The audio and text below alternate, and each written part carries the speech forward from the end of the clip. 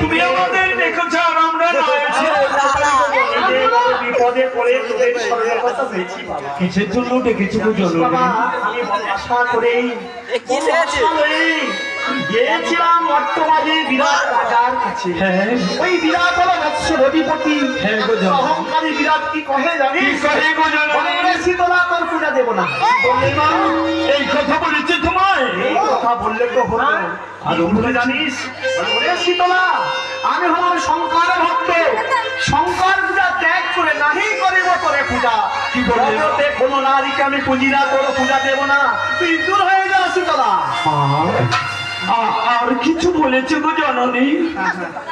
তারপরে আমায় পূজা দিতে বলেছে। যখন ও রানী বারবার করছে কন্দন ওর চরণ ধরেই, তখন ওই বিরাট বলল আমি পূজা দিতে পারি এক শর্তে। সে শর্তের কথা তোরা জানতে চাস? সেই শর্ত কি জানিস? আমি যদি কাঙালির মতো দিয়ে ওই রাজার পদ করে বসে ভিক্ষা প্রার্থনা করি, আমায় পূজা দেবে। পূজা দেবে না। কি বললে মা, কি বললে? ওরে ভাই আমরা এখনই যাবো সেন্দুরে আচার মারতে মারতে। না রে না, আমি তো চাই না বাবা, আমি চাই না আমার বাচ্চের মানব অকালে অসময়ে প্রাণ চলে যা। আমি যেই মর্তের মানব, আমি ভক্ত সম সন্তান সম ভালোবাসি বাবা। তোরা মারা গেলি কি আমাদের পূজা দিবি? কে আমাদের চিনবে? কি আমাদের আবার পূজার জন্য?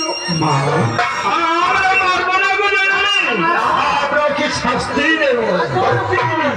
মারার ক্ষমতা তরুণী আমাদের। তাই হবে না, তাই ওরে ভাই আমার সঙ্গে যাবি তো? আমি আছি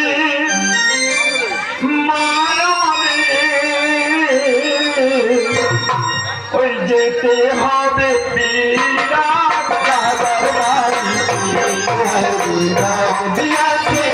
মায়া মারে যেতে হবে বিরাট রাজার বাড়িতে। মায়া মারে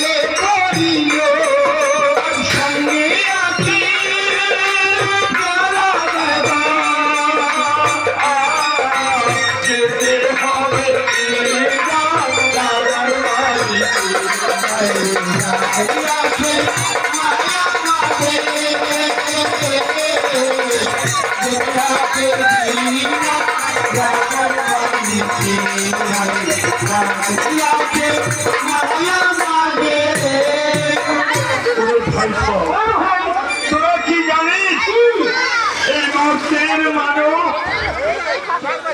এই যত নরনারী না এরা মা কি বস্তু জানলো না